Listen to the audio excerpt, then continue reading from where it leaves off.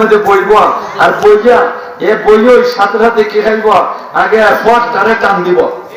না দিব না দিব না ফটটা খাইয়ে যদি তার পেটটা বইরে জায়গাতে তো বললো আর নাহলে দুধের মধ্যে টান দিয়া ভালো করিয়া এই কি করবো দুধটা টান দিয়ে খাইয়া পেটটারে টিম টিমা করিয়া এরপরে যাইতো না এরপরে বাইরে আরো নিউলা আছে বাঁচেন নাকি আরো নিউলা আছে এই উলা বলে নেওয়া খাওয়াইব এই যে আমি আইন জারি করলাম তারপরও কোনো কিছু করতে পারলাম না হে আমার ফরও খাইল দুধও খাইল আরো উলা বলে খাওয়াইল এই কামটা সুযোগ পাইল কোন কারণে সুযোগ পাইছে সুযোগটা পাইছে আমার যে ডেকে দুধের যে ডেকটা এটার মধ্যে ডাকনা নাই খেতা না যার কারণে আইন জারি করে কোনো কাম হয়েছে না যদি আমার এটা ডাকনা থাকতো বিলাই উলার বাবারও কোনো ক্ষমতা হইতো না ঠিক না বেঠি এই যে ভাইরা আমার এই যে দুধটা খাইল বিলাইয়া খাইছে উলায় খাইছে আমার মা বোনরা দুধের মতো আমরা মা বোনরা দুধের মতো আরে কন্যা মা বোনরা কের মতো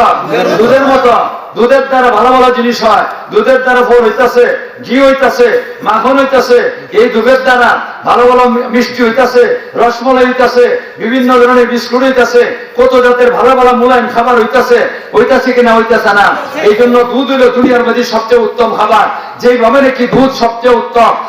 এটার দ্বারা অনেক কিছু দুনিয়ার ভালো খাবার টাবার হয় ঠিক আমাদের মা বোন এমন এরা দুধের মতো এরার থেকে নবী রাসূল হইছে এরার থেকে ওলিয়া হইছে এরার থেকে হাফিজে কোরআন হইতাছে এরার থেকে আলিম উলামা হইতাছে কয় না তারা হইতাছে কিনা হইতাছে না হইতাছে যে দুধ সবচেয়ে উত্তম খাবার এটার মধ্যে রান্না না দাহনের কারণে আজকে কি খাইলো আমার সবকিছু দুধ খাইয়া বলাইলো উলার দলে খাইয়া বলাইলো ঠিক এইভাবে মা বোনদার থেকে ভালো ভালো জিনিস হইতাছে এরাও কি করতেছে এরাও এই জায়গায় সেটা যদি রাস্তাঘাটে এরা ডাকনা না থাকে ডাকনা যদি না থাকে তাহলে একদল মানুষরূপী উলা আছে একদল মানুষরূপী উলা আছে এই উলার দলে আমার মা বোন নেবে ইজ্জত করবো এখন কেন আপনারা ইজ্জত সম্মান রক্ষা করবার লাগে আপনারা মা বোনদের ইজ্জত সম্মান রক্ষা করবার লাগে আল্লাহ যেই কথাটা কইছেন এই কথাটা আপনারা মানতে রাজি আছেন নি তাইলে ফর্দা করার দরকার কোন ফর্দা করার দরকার আছে কিনা আছে না আল্লাহ তুমি আমাদেরকে হ্যাঁ আল্লাহ ফর্দা মতে চালাইবার মা বোনদেরকে ফর্দা মতে চলবার তৌফিক দান করো প্রত্যেকই জন আমরা ফর্দা মতে চলি প্রত্যেকই জন আমরা ফর্দা মতে চালাই আল্লাহ তুমি তৌফিক দান করো ভাইরা আমার অনেক সময় হয়ে গেছে গিয়া আমি ফোনে 8টা শুরু করছিলাম হয়ে গেছি গিয়া ফোনে 9টা হয়ে গেছি গিয়া আর আমি 10টার সময় বাহুবল বাড়ি সাবরা গিয়ে সেরা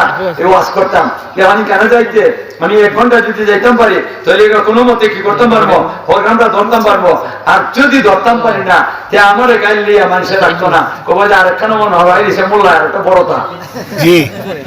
আমরা বলছি বিভাগত আমরা মিয়া সাহেবের দল একবারে বিপদে পড়ছি ওয়াইও কানতাম পারি না কয়ও কানতাম পারি এবারে তার বউরে মারে গুম্বর কিলাইতেছে লেগতেছে মারতেছে বুঝতে উঠতে মারছে দৌড় চান বাসানি তো লাগে উঠতে দৌড় মারছে হেওয়া পিছিয়ে দৌড় দিছে দৌড় দিয়ে ওই চুলটার মধ্যে দৌড়ছে দৌড়ে 3-4টা মারছে ফিটের মধ্যে মানে খারাপ খাবিছে তুই এখানে খাবি তার আইতে পারতে না যাইতে পারতে না বেটে কথা কিতা করতাম কয় কিতাও করতে পারত না আইতেও পারতো না যাইতেও পারতো না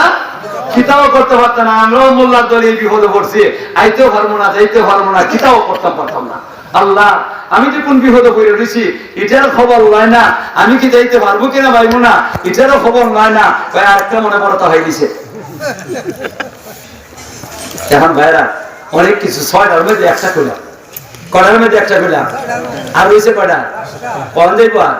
তো তেমনি সে আল্লাহ রাসূলের একদম করে মাফ করে দিয়েন আরেকদিন যদি আল্লাহ তৌফিক দান করে